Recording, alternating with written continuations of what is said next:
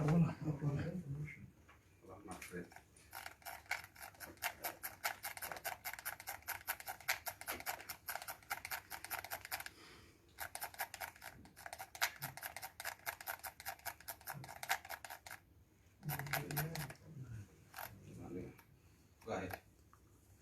good afternoon, ladies and gentlemen.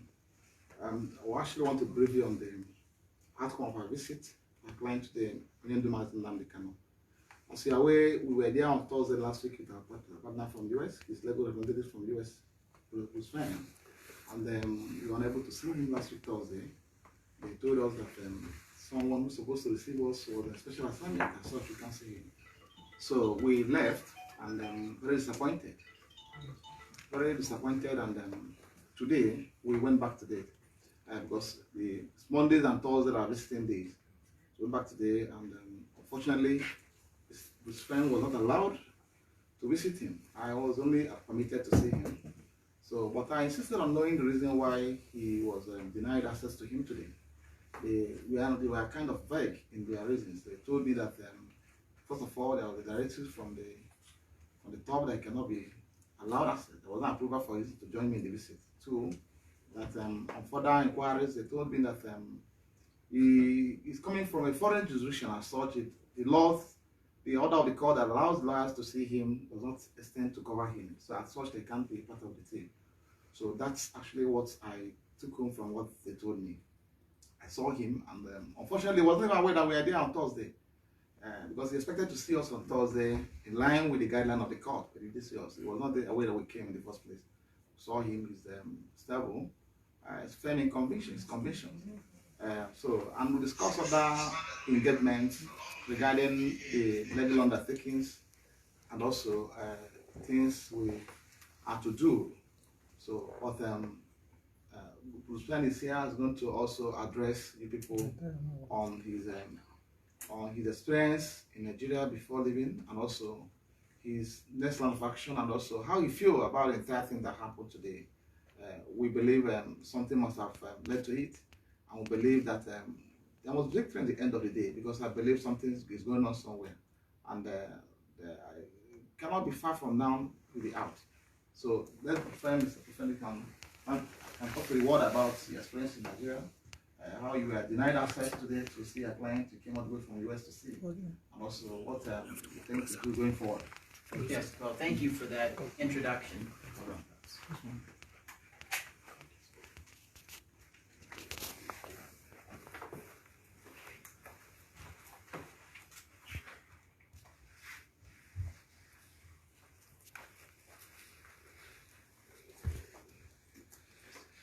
Let me first pay my respects from the United States to the Nigerian people, who I think all deserve a rule of law and opportunity to develop their faculties and pursue their ambitions. That's a fundamental human right, and Nigerians, like all other peoples, enjoy those rights. And I just want to voice my gratitude that we have people in this room and otherwise who are risking a lot in order to achieve that element of human dignity.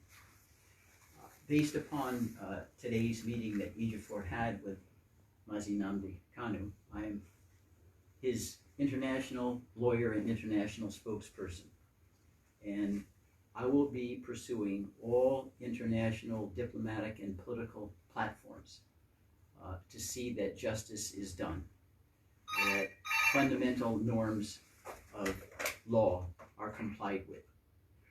Among other institutions I plan to visit, there's an international working group on arbitrary detention that sits in Geneva. It's an arm of the United Nations Human Rights Council. There's the International Court of Justice, the International Criminal Court, that entertains accusations of crimes against humanity, violating the Genocide Convention.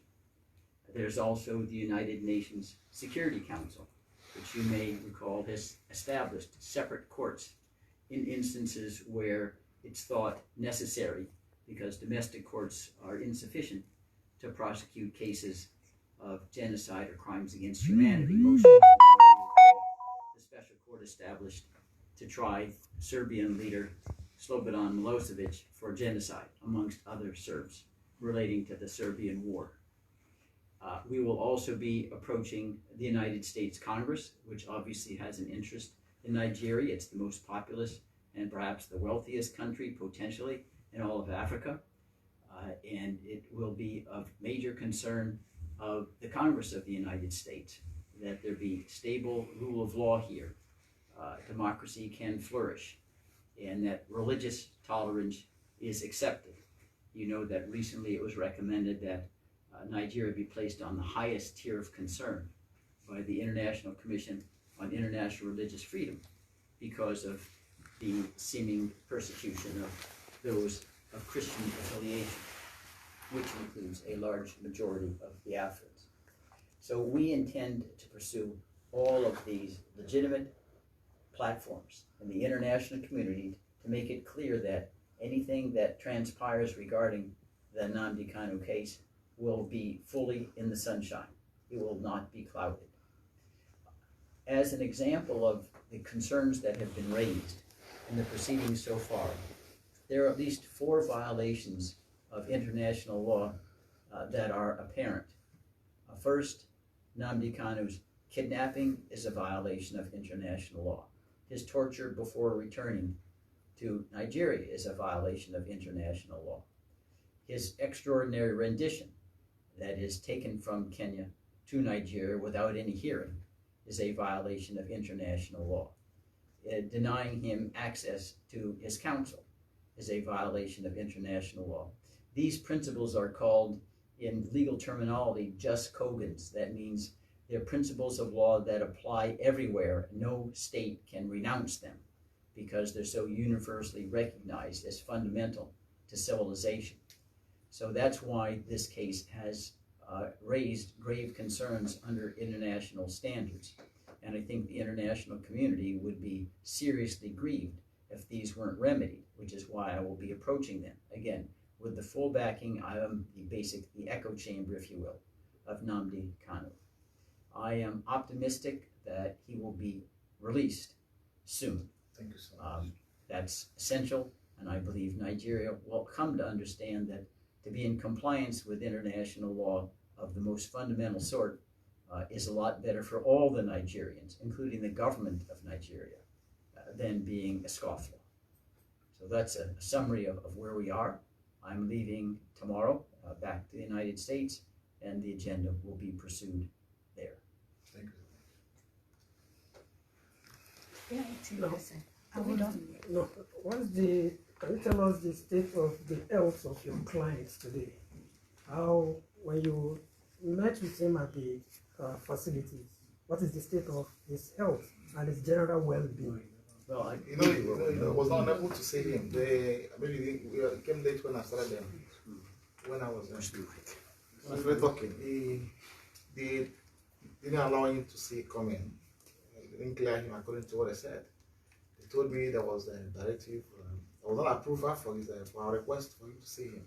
So, but usually before the visit, we usually notify them about our coming formally. And so they said there was an approval. And when I insisted to know more, they said that a lawyer called Nigerian Barr. It's not that quite somebody's institution. He came in all the way from the foreign country. She approached the court to get further approval to that effect. I understand that that should be a flimsy excuse. That's not the important thing. We know the plan I've seen him.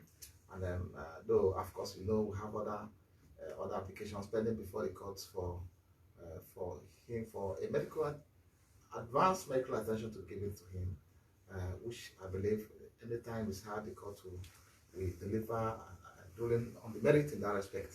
So the fact that he's being kept in a solitary confinement is enough pressure, of course, mental wise. And of course, you see, the lawyer came all the way from the United States, spent 18 hours airborne to see his client. He was eventually not allowed to see him. So, and you know what it means. So, and also, he's being subjected to that form of torture, where he has no access to the larger world, limited access to his lawyers. So, and also, there is need for advanced medical attention to be given to him. We insist, because we can't tell the world actually whether he's healthy today or not. He may look healthy, of course, you see him, say he's healthy, may look healthy as he's looking at him. but inwardly he can't determine what he's passing through. Apart from against the backdrop of the fact that he was subjected to all forms of torture and inhuman treatment when he was abducted in Kenya before his traditional rendition to Nigeria.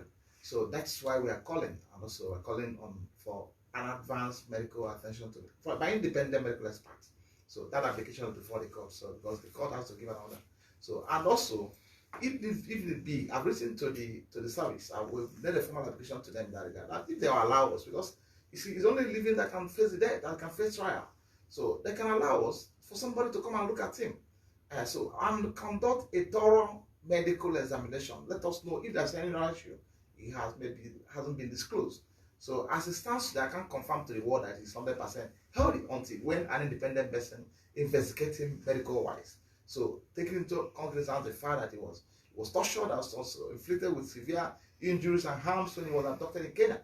So, and which I believe is still, which is still taking treatment today on account of that. The facial looking is not. We need an independent medical expert to examine here. So thank you so much. Okay. You are distracting. Just a simple question. My question is, you have disclosed your plan to go to ICC, US Congress and others. Are you going to join Kenya that allegedly played a major role in the abduction of Nnamdi Kanu? Are you going to... No, let me correct an impression, please. If you are asking a question, don't talk about allegedly here. Okay. We're talking about something clear and direct. As a matter of fact, when Kenya come today challenging what they did. So what you are going to say is abduction, torture in Kenya is acceptable. You can now respond to the question. So don't say allegedly. Okay, sir, but the Kenya, I believe that Kenya embassy in Nigeria. They stop talking now. They can't talk again. Because they deny that. So I want to know if you are going to join Kenya as party in that your plan to go higher. Well, to the extent that Kenya was complicit in acting in collusion, they are co-conspirators and equally liable under international law. They can't wipe their hands like Pontius Pilate and say, well, we had nothing to do with it.